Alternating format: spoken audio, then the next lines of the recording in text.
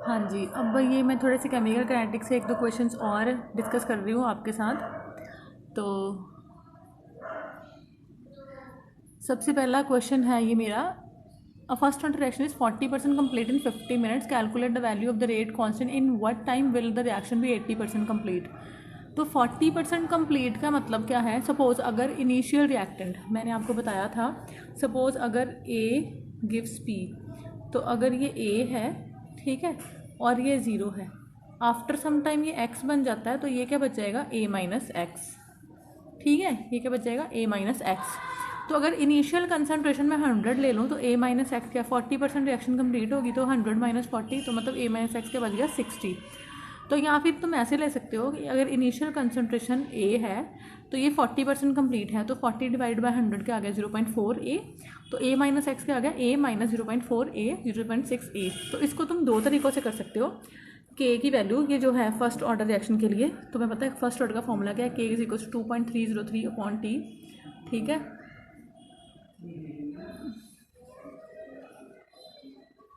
के is equal to 2.303 upon T log A upon A minus X. ठीक है, ये होता है फर्स्ट ऑर्डर का फॉर्मूला। उसके बाद अब देखो, दो तरीक़ों से तुम इस क्वेश्चन को सॉल्व कर सकते हो। K is equal to 2.303 upon 50 log A upon A minus 0.4 A. ठीक है, क्योंकि एक्स तो यही है ना। या फिर तुम इसको छोड़ो, ये ज़्यादा ईजी है। 2.303 अपॉन 50 जो इसका टाइम है, लॉग 100 इनिशियल कंसनट्रेशन 100 माइनस 40 होगी, 40% कंप्लीट हुई है, तो ये आपके पास बच गया 2.303 अपॉन 50 लॉग 100 ओवर 60। तो 2.303 upon 50 log 10 minus 6 log A upon log B, A upon B log A minus log B. तो यहाँ से आपके पास के की वैल्यू आ जाएगी। अब आपको पता है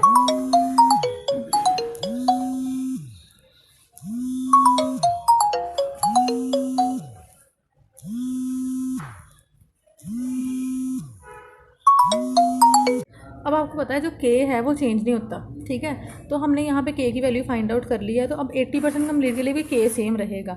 तो यहाँ पे मैंने लॉग की सारी वैल्यूज़ लिखी हुई है। लॉग 2 0.30 होता है, लॉग 3 0.48 होता है, लॉग 4 0.60 होता है, लॉग 5 0.70 होता है, लॉग 8 की तुम सीधी वैल्यू लॉग 2 रेस्ट बार 3 लॉग 2 भी 3 इंटू 0.30, ये भी निकाल सकते हो आप। अब देखो यहाँ पर 80% कंप्लीट है, तो 2.303 upon T log A upon A minus x, तो 100 ओवर 100 माइनस 80, तो लॉग 100 ओवर 20 आ गया। तो यहाँ से तुम्हारा टाइम निकल आएगा, के की वैल्यू तुम्हारे पास सेम रहेगी। ठीक है, तो के की वैल्यू तुम्हें पता है, तो तुम टाइम निकालोगे 80% कंप्लीट के लिए। तो ये मैं एक बार कंप्लीट कर रही हूँ, सो दैट आप एक बार इसको देख लो अच्छे से। ठीक है, क्वेश्चन को। अब नेक्स्ट क्वेश्चन है, उसने कहा show that in case of first order reaction the time required for 99.9% of the reaction to take place is about 10 times that of half of the reaction. मतलब कि जो टी 99.9% है वो 10 इंटू टी हाफ है, ये हमने निकालना है। ठीक है, तो सबसे पहले टी 99.9%, तो सेम तरीके से आप निकालोगे। टी के का फॉर्मूला फर्स्ट ऑर्डर के लिए 2.303 upon T log A upon A minus x, तो टी के आ गया 2.303 अपॉन के लॉग 100 ओवर 100 माइनस 99.9। तो यहाँ पे टी दूसरा टी हाफ वाला 2.303 अपॉन के लॉग 100 ओवर 100 माइनस 50% कंप्लीट होगी। तो यहाँ से आपके पास टी 99.9% आ जाएगा, 100 ओवर 0.1 आ जाएगा, यहाँ से टी 50 आ जाएगा, 100 ओवर 52 आ जाएगा। तो अब यहाँ पे टी 99.9 ओवर टी 50 कर दिया, तो टी 99.9% ओवर टी 50 कर दिया, तो आपके पास 2.303 अपॉन के लॉग 1000, 2.303 अपॉन के लॉग 2 आ गया। तो यहाँ पे लॉग जो है लॉग 1000, ये आपके पास अगर तुम लॉग 1000 की वैल्यू निकालते हो तो log 1000 is equals to log 10 raise to power 3, तो आता है 3 लॉग 10। तो आपको पता है लॉग 10 क्या होता है 1, तो इज इक्वल्स टू 3 आ गया ये। तो 3 अपॉन लॉग 2 आपको पता है 0.30, अप्रॉक्सीमेटली 10 आता है। तो मीन्स ये आपके पास आ गया T 99.9 is equals to 10 into T 50, यही तो हमने प्रूव करना था। ठीक है, ऐसा कोई भी क्वेश्चन हो सकता है। ठीक है, जरूरी नहीं ये है। Next, a first order reaction has a specific reaction rate of 10 raise to power minus 3 per second. How much time will it take for 10 gram of the reactant to reduce to 2.5 gram. अब first order reaction का specific rate constant मतलब K is given.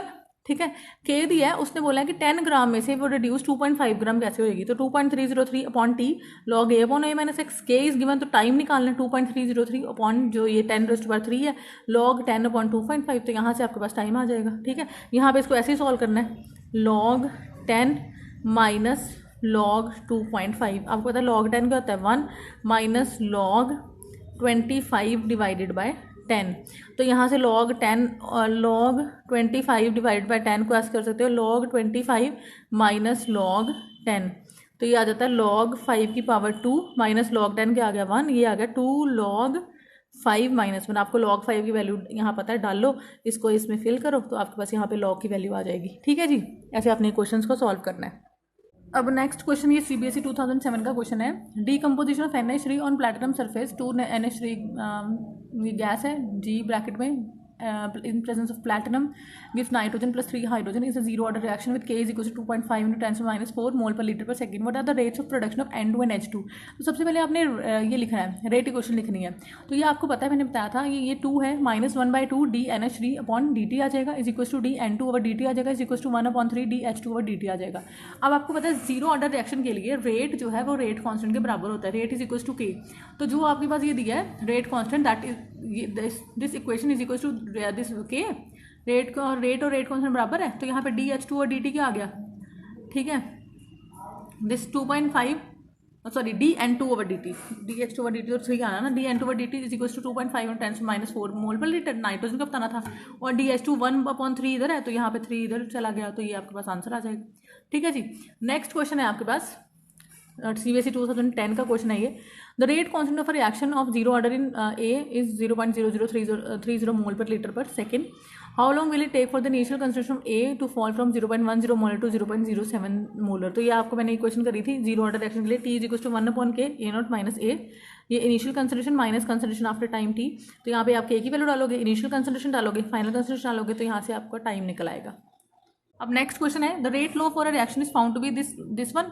How would the rate of reaction change when concentration of H is positive is double. अगर H positive concentration double कर दोगे, 2 कर दोगे, 2 की square कर दोगे तो 4 टाइम्स हो जाएगा। I नेगेटिव की हाफ कर दोगे 1/, तो हाफ टाइम हो जाएगा। कंसंट्रेशन हर किसी की ट्रिपल कर दोगे, 3 3 3, तो 3:3 9, 9:3 27, 27 इंटू 3 81 टाइम्स हो जाएगा रेट। तो ये आपका क्वेश्चन है, ये हमेशा बहुत बार पेपर में पूछ चुके हैं ऐसा क्वेश्चन। नेक्स्ट क्वेश्चन ये देखो, ऐसा ही क्वेश्चन है CBSE 2010 में पूछा गया था। Rate of reaction is of first order in reactant A end of second order in reactant B। मतलब कि A के कॉरेस्पॉन्ड ये रिएक्शन फर्स्ट ऑर्डर की है, B के कॉरेस्पॉन्ड रिएक्शन सेकेंड ऑर्डर की है।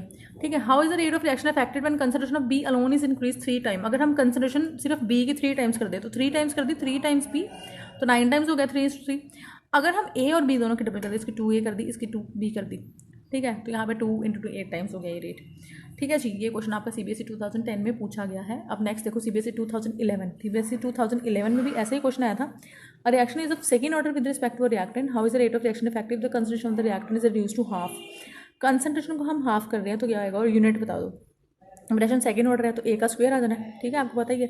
अगर ये फर्स्ट ऑर्डर होती तो क्या आना था, अगर first order rate is to A आ जाना था, A की पावर 1 आ जानी थी। अगर जीरो ऑर्डर होती तो A की पावर 0 आ जानी थी। थर्ड ऑर्डर है तो A की पावर 3 आ जानी थी। तो यहाँ पे इसने बताया कि रिएक्शन जो है that is of second order, तो rate is equal to A की पावर 2 आ गया। अब इसने कहा कंसंट्रेशन हम हाफ कर दें, 1/2 इंटू A कर दें तो 1/4 टाइम्स आ जाएगा। रिएक्शन क्या है, सेकेंड ऑर्डर की है, तो यूनिट ऑफ रेट कॉन्स्टेंट क्या है, तो सेकेंड ऑर्डर का unit of rate constant litre पर मोल पर सेकेंड। ये मैंने आपको जनरल फॉर्मूला कराया हुआ है, उसमें आप देखो। हाँ जी, तो ये मैंने कुछ क्वेश्चंस और डिस्कस किए हैं आपके साथ, न्यूमेरिकल्स। इसके अलावा अगर आपकी कोई प्रॉब्लम्स हैं तो यू कैन सेंड मी, ठीक है। एंड प्लीज़ जो भी और भी क्वेश्चंस हैं उनको आप करें, ट्राई करें एंड सॉल्व करें।